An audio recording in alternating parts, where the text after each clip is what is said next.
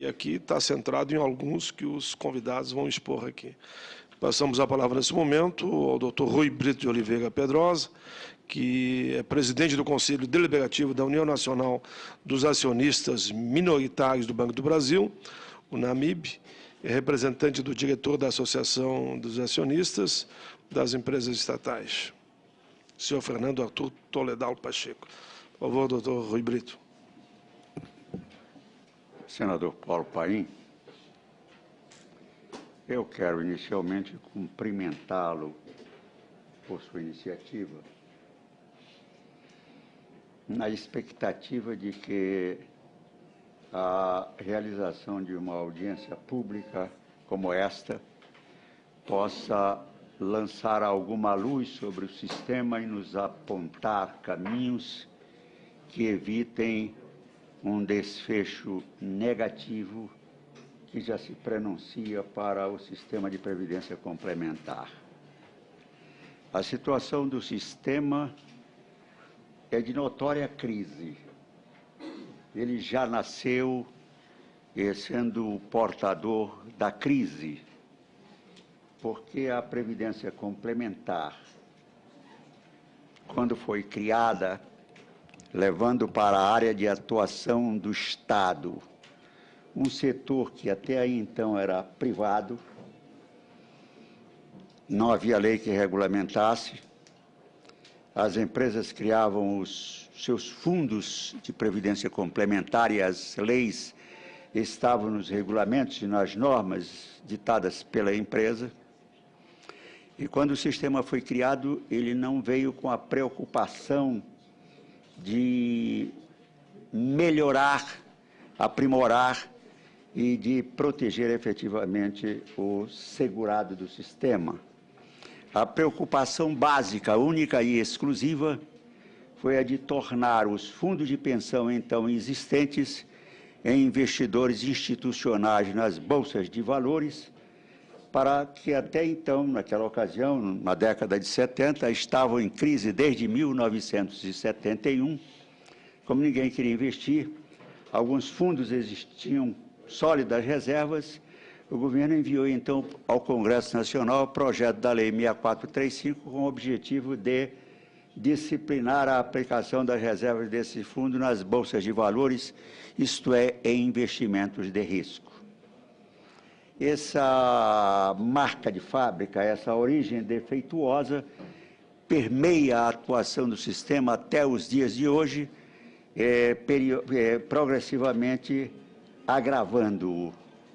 E eu queria focalizar aqui essas contradições que estão levando o sistema da Previdência Complementar a uma situação de impasse se medidas drásticas e radicais não forem efetivamente adotadas, onde o Aeros e outros fundos de pensão são apenas o passo inaugural da quebra do sistema naquilo que pode ser ele representado como instrumento de proteção social dos trabalhadores.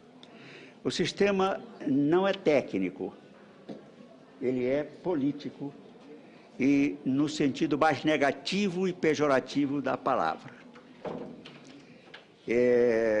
Hoje se pode dizer que essa orientação política negativa em desfavor dos segurados se transformou numa política de Estado e a continuidade desse estado de coisas representará, num futuro não muito distante, um entrave à permanência do regime democrático em nosso país. Porque o regime democrático não será capaz de conviver com tantas contradições e distorções quando elas vierem efetivamente à tona. Todas as medidas foram criadas a partir da instituição do sistema, foram no sentido contrário ao interesse dos trabalhadores e contrárias às melhores e mais recomendáveis normas técnicas, de tal sorte que ele hoje está eivado de contradições que são absolutamente insanáveis. Por exemplo, o sistema de previdência complementar foi instituído como complemento da previdência estatal. O regime geral de previdência social da previdência estatal opera sob regime de repartição simples, depois que o regime de capitalização quebrou por má gestão por parte do Estado. No momento em que o sistema de previdência social oficial quebrou, adotou-se o regime de repartição que leva o sistema de previdência social de degrau em degrau, ladeira abaixo. Pois bem, o sistema de previdência complementar opera no regime de capitalização para conceder os mesmos benefícios que o sistema oficial oferece no regime de repartição simples.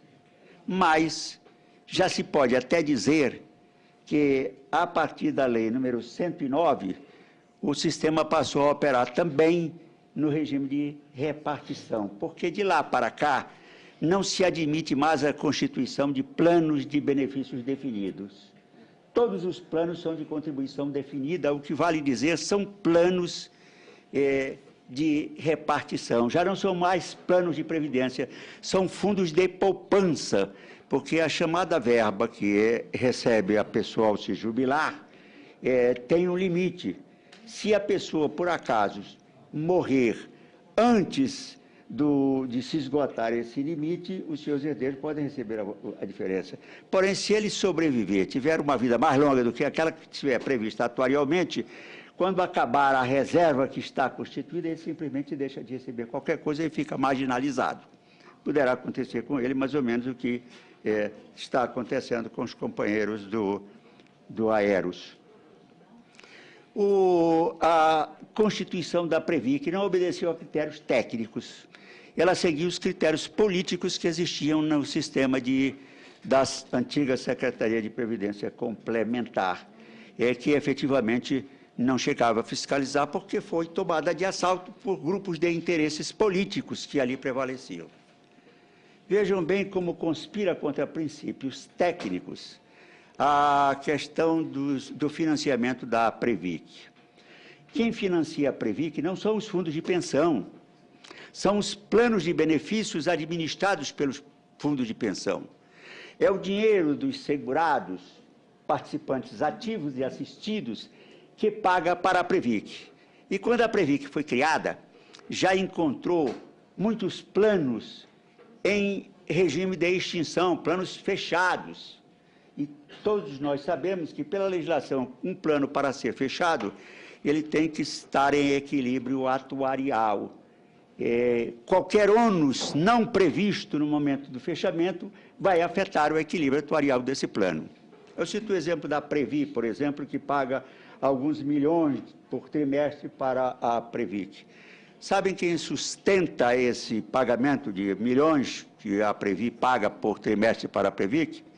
É o plano de benefício número 1, que está fechado desde 1997 e, ao ser fechado, estava em situação de desequilíbrio. Esse ônus, evidentemente, que vai afetar o equilíbrio financeiro desse plano. Uma decisão política e não uma decisão técnica. Nós tínhamos agora uma outra decisão política. Vamos examinar a posição de cada um dos atores que estão presentes na área da Previdência Complementar. A legislação, por influência política, conferiu à ficção jurídica da empresa o papel protagônico na gestão do fundo de pensão. Mas a própria lei estabelece que, se o fundo, o plano de benefícios de um fundo estiver em situação deficitária, os assistidos e participantes ativos são convocados a participar da cobertura do déficit. Ora, quem controla a gestão, isso foi dito aqui, se não me trai a memória, pela companheira da ANAPAR, é que nos fundos de pensão, quem controla a administração é a empresa patrocinadora. A empresa patrocinadora, então, controla a gestão, mas quando chega na hora do vamos ver se o plano está deficitário, os participantes e assistidos são convocados a honrar a cobertura desse déficit. Então, com isso, se criou a figura do administrador juridicamente irresponsável, porque ele tem a prerrogativa de ser o ator protagônico, controla a gestão do fundo, mas quando chega na hora de responder pelos prejuízos, são os segurados que têm que pagar essa conta e não a empresa administradora.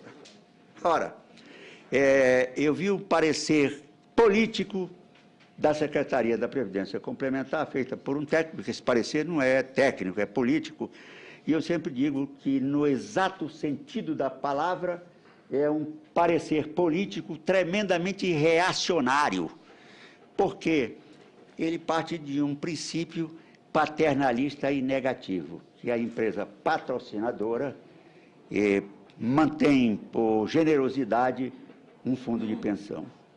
E se ela mantém por generosidade um fundo de pensão, paga e o sustenta, ela tem o direito, inclusive, de participar dos resultados desse fundo. Então, vejamos, efetivamente, do ponto de vista técnico, quem é que paga contribuições para um fundo de pensão. O único que paga contribuição para sustentar um fundo de pensão é o segurado, é a pessoa física. É o segurado ativo e o aposentado.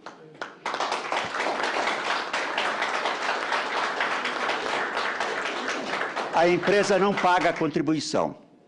A empresa é um agente repassador de preços e de custos. E é normal